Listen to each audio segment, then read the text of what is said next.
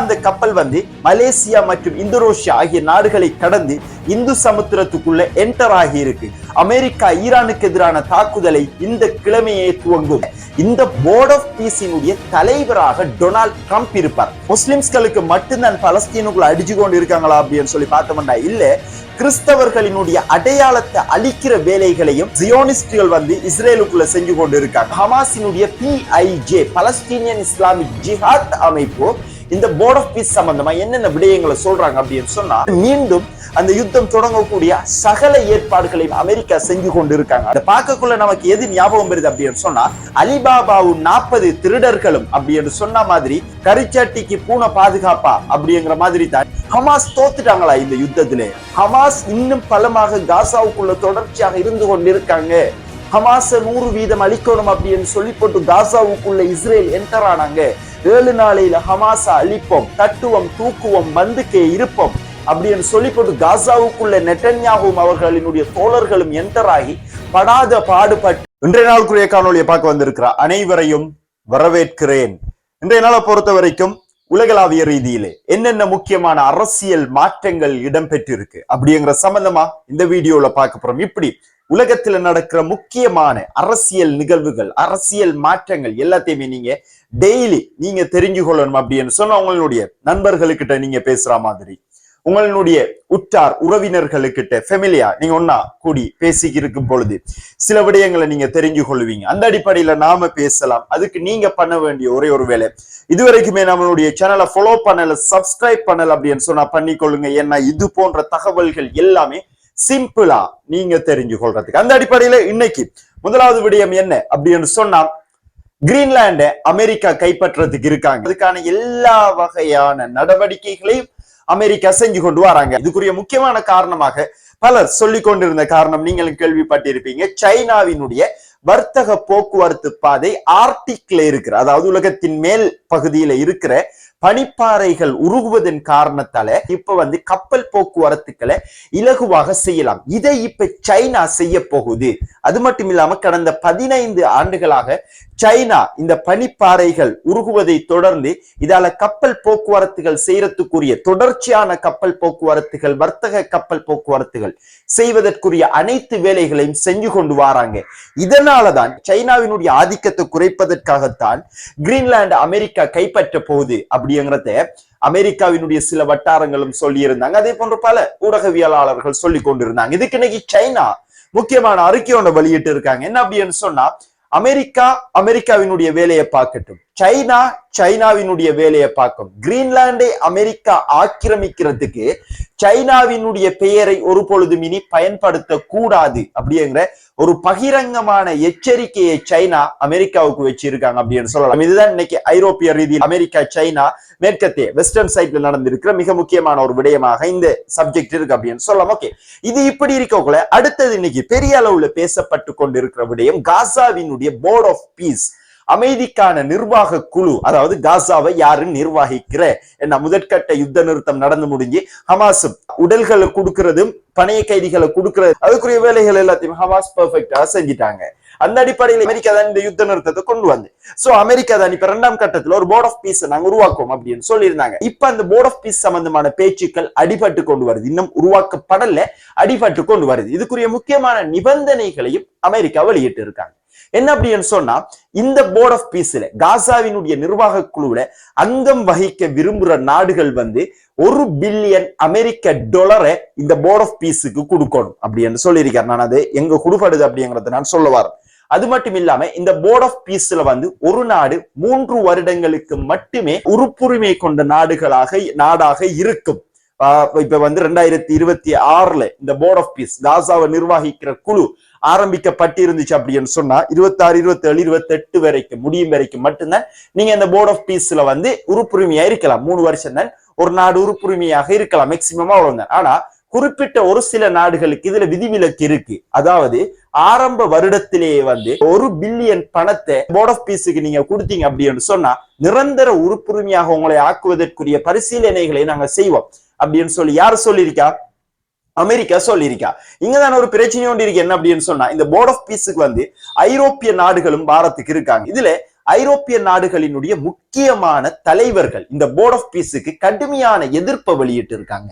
இதுக்குரிய முக்கியமான காரணம் என்ன அப்படின்னு சொன்னா, இந்த 1 பில்லியன் யுனைடெட் ஸ்டேட்ஸ் டாலரை இந்த போர்ட் ஆஃப் பீஸுக்கு கொடுக்கணும் அப்படின்னு சொல்லி அமெரிக்கா கட்டளை விதிச்சிருந்தாங்க தானே. அந்த பணம் அமெரிக்காவினுடைய கண்ட்ரோலுக்கு கீழே தான் போகும். அது மட்டும் இல்லாம இந்த போர்ட் ஆஃப் பீஸினுடைய தலைவராக டொனால்ட் ட்ரம்ப் இருப்பார். ட்ரம்பின் கீழே மொத்த நிதிகளும் உள்ளடங்கப்பட்டு எல்லாமே ட்ரம்பாகவும் அமெரிக்காவாகவும் இருக்கும் பொழுது வெறும் கையாலாகாத கைபொம்மையாக மட்டும் ஐரோப்பிய நாடுகள் இதுல இருக்கிறதுக்கு நாங்க விரும்பல. அது மட்டும் இல்லாம ஐக்கிய நாடுகள் சபையூடாக இந்த போர்ட் ஆஃப் பீஸ அழகாக நீங்க காசாவுக்குள்ள கொண்டு வரலாம். ஆனா நீங்க ஒரு புதுமையான ஒரு டீமை கொண்டு வரது ஐநா சபைக்கு போட்டியாக ஒரு குழு ஒன்று உருவாக்குவதற்கு இது சமனாகும் அப்படிங்கிற அடிப்படையில் ஐரோப்பிய நாடுகளினுடைய தலைவர்கள் இந்த போர்ட் ஆஃப் பீஸினுடைய திட்டத்தை கடுமையாக எதிர்த்து இருக்காங்க அப்படின்னு சொல்லலாம். அது மட்டும் இல்லாம ஹமாஸினுடைய PIJ பலஸ்தீனியன் இஸ்லாமிக் ஜிஹாத் அமைப்பு இந்த போர்ட் ஆஃப் பீஸ் சம்பந்தமா என்னென்ன விடயங்களை சொல்றாங்க அப்படின்னு சொன்னா, இந்த போர்ட் ஆஃப் பீஸ் அப்படிங்கிற காசாவை நிர்வகிக்கிற இந்த குழு அப்படிங்கிறது காசாவினுடைய நிர்வாகத்தை முழுமையாக அமெரிக்கா கட்டுப்படுத்தி அமெரிக்காவினுடையதும் ஆக்கிரமிப்பு தேசத்தினுடையதும் நலன்களுக்கு சேவை செய்யும் சேவகர்களாக மட்டுமே இவை இருக்கும். காசா முழுமையாக அமெரிக்காவினுடைய கண்ட்ரோலுக்கு கீழே, வாஷிங்டனினுடைய கண்ட்ரோலுக்கு கீழே மொத்தமாக கொண்டு போவதற்குரிய முக்கியமான நடவடிக்கையாக இந்த போர்ட் ஆஃப் பீஸ் இருக்கு அப்படின்னு சொல்லியும் PIJ சொல்லியிருக்காங்க. அவங்க சொல்றதுக்குரிய முக்கியமான காரணம், இந்த போர்ட் ஆஃப் பீஸ்ல யார் யாரு இந்த இப்ப ட்ரம்ப் தலைவரா இருக்காருன்னு நிர்வாக குழுக்களினுடைய தலைவர்கள் யார் யார் இருக்காங்க அப்படின்னு சொல்லி பாத்தீங்க அப்படின்னு சொன்னா, அமெரிக்காவினுடைய வெளி விவகாரத்துறை செயலாளராக இருக்கிற Marco Rubio, Jared Kushner, Steve Witkoff, அது மட்டும் இல்லாம டோனி பிளேயர், இங்கிலாந்தினுடைய முன்னாள் பிரதமர். இவர் நேரத்தோடைய ஈராக், ஆப்கானிஸ்தான் போன்ற நாடுகளை அழிக்கிறதுக்கு மிக முக்கியமான ஒரு காரணமாக இருந்தவர். காசாவை குட்டிச்செவராக்குறதுக்குரிய ஒரு அழகான டீம் ஒன்றை அமெரிக்கா பெர்ஃபெக்டா செஞ்சிருக்காங்க. இதை பார்க்கக்குள்ள நமக்கு எது ஞாபகம் வருது அப்படின்னு சொன்னா, அலிபாபாவும் 40 திருடர்களும் அப்படின்னு சொன்ன மாதிரி கரிச்சாட்டிக்கு பூனை பாதுகாப்பா அப்படிங்கிற மாதிரி தான் இது இருக்கு அப்படி என்று சொல்லலாம். இதைத்தான் இன்னைக்கு உலக நாடுகளை கேட்டுக்கொண்டு இருக்காங்க. இதுல இருக்கிற இன்னொரு முக்கியமான விடயம், நிறைய பேர் இப்ப யோசிச்சு கொண்டு இருக்கீங்க, பெரும்பாலானவங்க ஹமாஸ் தோத்துட்டாங்களா இந்த யுத்தத்திலே? இல்ல, ஒரு யுத்த நிறுத்தத்துல தான் ஹமாஸ் இருக்காங்களே தவிர ஹமாஸ்ல தோல்வி அடையலை. இத சர்வதேச ஊடகங்கள் எப்படி இதை ப்ரொஜெக்ட் பண்றாங்க அப்படின்னு சொன்னா, அதாவது நடுநிலையாக இருக்கிற ஊடகங்கள் என்ன சொல்றாங்க அப்படின்னு சொன்னா, இந்த போர்ட் ஆஃப் பீஸ்ல கத்தாரும் துருக்கியும் உள்வாங்கப்படுவதற்கு எதிராக அமெரிக்காவை எதிர்த்து இஸ்ரேல் பல கடிதங்கள் அமெரிக்காவுக்கு அனுப்பியிருந்தாங்க, பல எதிர்ப்பு செய்கைகளை செஞ்சிருந்தாங்க. இதுக்குரிய முக்கியமான நோக்கமாக என்ன இருக்கு அப்படின்னு சொன்னா, இந்த போர்ட் ஆஃப் பீஸை இல்லாமக்கி போட்டு மீண்டும் ஒரு யுத்தத்தை காசாவுக்குள்ள கொண்டு வரணும். அதாவது கத்தாரும் துருக்கியும் காசாவுக்குள்ள போயிடுச்சு அப்படின்னு சொன்னா போர்ட் ஆஃப் பீஸ் கொண்டு வந்தா அந்த நாடுகளினுடைய முக்கியமான, அதாவது அவங்க எடுக்கிறது முடிவாக இருக்கும். அந்த அடிப்படையில் இவங்க 2 பேருமே காசாவுக்குள்ள என்டர் ஆகி கத்தாரினுடையதும் துருக்கியினுடைய உதவிகளை கொண்டு ஹமாஸ் இன்னும் வலுவடையக்கூடிய வாய்ப்புகள் இருக்கு. ஆக மொத்தமாக ஹமாஸ் அழிக்கணும், காசாவுக்குள்ள மீண்டும் யுத்தத்தை கொண்டு வரணும் அப்படிங்கிறதான் டொனால்ட் ட்ரம்பினுடைய முக்கியமான நோக்கமாக இருக்கு. ஹமாஸ் இன்னும் பலமாக காசாவுக்குள்ள தொடர்ச்சியாக இருந்து கொண்டிருக்காங்க. ஹமாஸ 100% அழிக்கணும் அப்படின்னு சொல்லி போட்டு காசாவுக்குள்ள இஸ்ரேல் என்டர் ஆனாங்க. 7 நாளையில ஹமாஸ அழிப்போம், தட்டுவோம், தூக்குவோம், பந்துக்கே இருப்போம் அப்படின்னு சொல்லி போட்டு காசாவுக்குள்ள நெட்டன்யாகும் அவர்களினுடைய தோழர்களும் என்டர் ஆகி படாத பாடுபட்டு அடி என்ன அடிச்சு வெட்டக்கரைக்கு அனுப்பியிருந்தாங்க ஹமாஸ். இந்த ஹமாஸ முழுமையாக தீர்த்து கட்டணும். எத்தனை தலைவர்களை படுகொலை செஞ்சாலும் மீண்டும் மீண்டும் மீண்டும் முளைச்சு கொண்டே இருக்கானுங்களே, எப்படி அப்படிங்கிற கேள்விகள் இப்ப இஸ்ரேலுக்குள்ள ஓடிக்கொண்டு இருக்கு. அப்படிங்கிற பயமும் இஸ்ரேலுக்குள்ள இருக்கு. ஆக இந்த அமைதி இல்லாம ஆக்கி அமெரிக்காவை கொண்டு வந்து முழுமையாக காசாவை அழிக்கணும், அதே போன்று ஈரான் அழிக்கணும். நம்மளால முடியல, அமெரிக்காவால மட்டும்தான் முடியும் அப்படிங்கிற பிளானிங்ல தான் இப்ப மத்திய கிழக்கினுடைய அத்தனை காய் நகர்த்தல்களையும் இஸ்ரேல் நகர்த்தி கொண்டிருக்காங்க. அந்த அடிப்படையில கடந்த வாரம் கூட அண்ணா என்ன அடிக்கிறா போல இருந்தாங்க அமெரிக்கா ஈரானுக்கு. பட் ஈரான் இஸ்ரேலுக்கு மாறி அடிச்சா இஸ்ரேல் தூளாகிரும் அப்படிங்கிற காரணத்தால கொஞ்சம் நித்தாட்டி வச்சிருந்தாங்க அந்த யுத்தத்தை. இப்ப வந்து மீண்டும் அந்த யுத்தம் தொடங்கக்கூடிய சகல ஏற்பாடுகளையும் அமெரிக்கா செஞ்சு கொண்டு இருக்காங்க. அதாவது இந்த ஆப்ரஹாம் லிங்கன் அப்படிங்கிற அமெரிக்காவினுடைய விமானம் தாங்கிய கப்பல் தென்சீன கடற்பரப்புல இருந்து மத்திய கிழக்கு நோக்கி வந்து கொண்டிருக்கு அப்படின்னு சொல்லி நம்ம பார்த்திருந்தோம், எல்லாருக்குமே தெரியும். இப்ப அந்த கப்பல் வந்து மலேசியா மற்றும் இந்தோனேஷியா ஆகிய நாடுகளை கடந்து இந்து சமுத்திரத்துக்குள்ள என்டர் ஆகி இருக்கு. ஜனவரி 25ஆம் தேதி ஹொர்முஸ் ஜலசந்தியை சென்றடைஞ்சு மத்திய கிழக்குக்குள்ளே இந்த கப்பலும் இந்த டீமும் நிலைநிறுத்தப்படும். இதனைத் தொடர்ந்து அமெரிக்கா ஈரானுக்கு எதிரான தாக்குதலை இந்த கிழமையே துவங்கும் அப்படிங்கிறதுதான் சர்வதேச ஊடகங்களினுடைய முக்கியமான கருத்துக்களாக இது இருக்கு. இதை மேலும் நிரூபிக்கும் விதமாக F-15 ரக ஃபைட்டர் ஜெட்களை அமெரிக்கா இப்ப தொடர்ச்சியாக ஜோர்டானினுடைய ஏர்பேஸுக்கு அனுப்பி கொண்டு இருக்காங்க. அது மட்டும் இல்லாம அமெரிக்காவினுடைய காய் நகர்த்தல்கள் இப்படி இருக்கக்குள்ள ஈரானினுடைய ஜனாதிபதி மசூத் பெசஸ்கியன் சில முக்கியமான கருத்துக்களை சொல்லி இருக்காரு. என்ன அப்படின்னு சொன்னா, இப்ப அடிபட்டு கொண்டு வர பேச்சுக்கள் என்ன, ஆயத்துல்லா அலி கமேனிய இப்ப இஸ்ரேலும் அமெரிக்காவும் டார்கெட் பண்ண ஆரம்பிச்சிருக்காங்க. இந்த நேரங்கள்ல ஈரானினுடைய ஜனாதிபதி மசூத் பெசஸ்கியன் சொல்லி இருக்காரு. என்ன அப்படின்னு சொன்னா, உச்ச தலைவரின் உயிருக்கு ஆபத்து ஏற்பட போகின்றது அப்படிங்கிற தகவல் ஈரானுக்கு கிடைச்சாலே அது ஈரானுக்கு எதிரான ஒரு முழுநீள யுத்தமாக ஈரான் அறிவிக்கும். ஆக உச்ச தலைவரினுடைய உயிருக்கு ஆபத்து ஏற்படுமாக இருந்தால் ஈரான் உடனடியாக யுத்தத்துக்குள்ள என்டர் ஆகும் அப்படிங்கிறத மசூத் பெசஸ்கியன் உறுதிப்படுத்தி சொல்லியிருக்கார் அப்படின்னு சொல்லலாம். அது மட்டும் இல்லாம இப்ப கலவரங்கள் ஈரானுக்குள்ள கடந்த காலங்களில் நடந்து கொண்டு வந்திருந்துச்சு. இப்ப முழுமையாக ஈரானினுடைய கவர்மெண்டினுடைய கண்ட்ரோலுக்கு கீழே முழு ஈரானும் வந்திருந்துச்சு. அந்த அடிப்படையில கடந்த ஜனவரி 8ஆம் தேதி இந்த கலவரம் கடுமையாக அதிகரிச்சிருந்துச்சு. இந்த நேரங்களில் வந்து சுமார் ஒரு 200 கலவரக்காரர்களுக்கு மேலாக தெஹரான்ல இருக்கிற பாலஸ்தீனிய தூதரகத்தை நோக்கி கொக்டைல் குண்டுகளை வீசி இருக்காங்க. அத்துமீறி பாலஸ்தீனிய தூதரகத்துக்குள் உள்நுழைஞ்சி பாலஸ்தீனிய தூதரக இல்லத்தை தீ வச்சு கொளுத்தி இருக்காங்க. இதுல அங்க வேலை செஞ்ச ஊழியர்கள் நிறைய பேர் காயமடைஞ்சிருக்காங்க. அதனுடைய மூத்த அதிகாரியும் மூச்சு திணறலுக்கு உட்படுத்தப்பட்டிருக்கார். இதன் பிறகு ஈரானினுடைய காவல் படையினர் பாலஸ்தீனிய அதிகாரிகளை உடனடியாக வைத்தியசாலைக்கு அனுமதிச்சு அவங்களுடைய உயிரை காப்பாத்தி இருக்காங்க. இதுவே கலவரக்காரர்களுக்கு எதிராக இறங்கி அடிச்சதுக்குரிய முக்கியமான காரணமாக இந்த தாக்குதல் இருந்துச்சு. இந்த நேரங்கள்ல வந்து மேற்கத்திய ஊடகங்கள் ஈரானுக்குள்ள நடந்து கொண்டு வர இந்த கலவரங்கள்ல வந்து போராட்டக்காரர்கள் 12,000 பேர் கொல்லப்பட்டாங்களா அப்படிங்கிற பல கேள்விகளை மேற்கத்திய ஊடகங்கள் ஈரானை பார்த்து எழுப்பி கொண்டு வந்தாங்க. முதல் முறையாக ஈரான் வந்து